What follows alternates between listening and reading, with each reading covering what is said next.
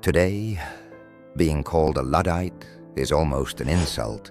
It paints a picture of someone stubborn, anti-tech, maybe even a little paranoid, someone clinging to the past while the future marches on.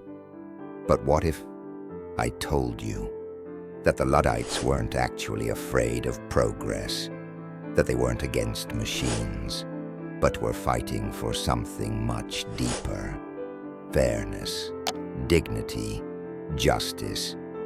But before we go deeper, quick heads up, some of the tools and books I reference in this video, like both parts of Pandemic by Slavoj Žižek, are linked below.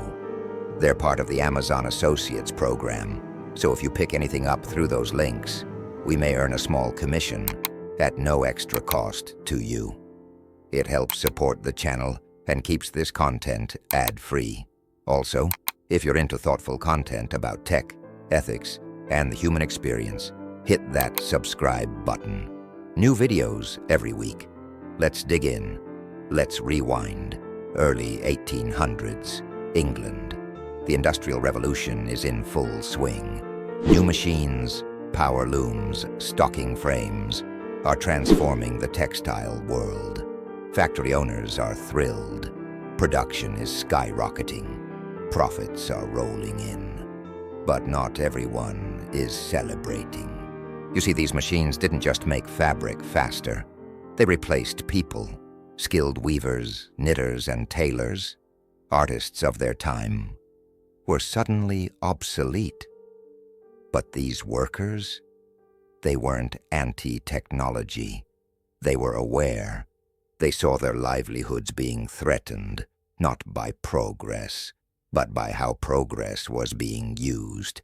And so, they fought back. They smashed the machines that were smashing their dignity, and they did it under a name. General Ned Ludd, a mythical figure, a working-class Robin Hood of sorts. Ludd never existed, but the movement he inspired, very real, a symbol of resistance, a demand to be seen. By 1813, the Luddite uprising faded, but the idea, the spirit, never really disappeared. Now here's the twist. The very first computer, it was a loom. The Jacquard loom, to be exact, using punch cards to automate textile patterns. That loom inspired the earliest forms of computer programming. So in a poetic turn of fate, the machines the Luddites once resisted became the groundwork for modern technology. And now, we've come full circle. Because today, it's not weavers facing automation.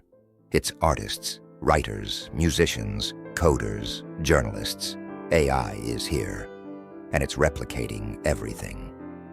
From Studio Ghibli-style illustrations to entire musical compositions, machines are mimicking human creativity.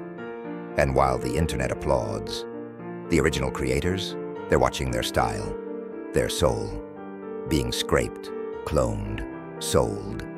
Carla Ortiz, Hayao Miyazaki, artists speaking out, loud and clear, just like the artisans of the 1800s. They're being turned into data points, disposable, replicable, automated. The question now isn't, can AI do it? It's, should it? This isn't a battle between old and new. It's a fight over values. Today's Luddites aren't machine smashers. They're ethicists, labor activists, tech critics. They aren't anti-technology. They're pro-human. They're asking tough questions. Who really benefits from all this progress? Who's being left behind? And what kind of future are we building? During the pandemic, philosopher Slavoj Žižek pointed something out. While some of us worked safely from home, others, delivery drivers, janitors, factory workers, risked everything. We praise tech for giving us convenience. But at what cost? Convenience, unchecked, leads to invisibility. We begin turning people into data and creativity into content. Neo-Luddites warn us, we're not just using tech, we're being used by it. It's the butterfly effect. A tweak in an algorithm here, a job lost there, a rainforest gone elsewhere, all connected. Today, AI doesn't just replicate tasks, it mimics emotion.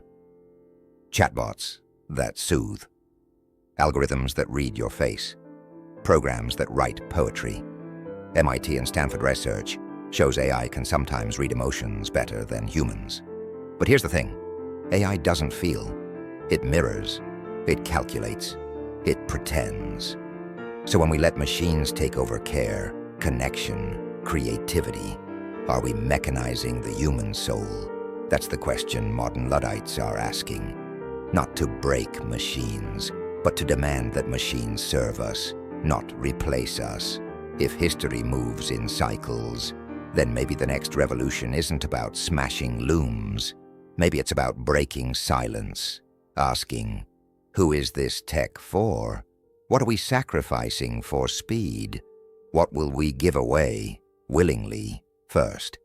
Because being a Luddite today isn't about fearing change. It's about asking, change for whom? It's about choosing people over profit, justice over convenience, dignity over data.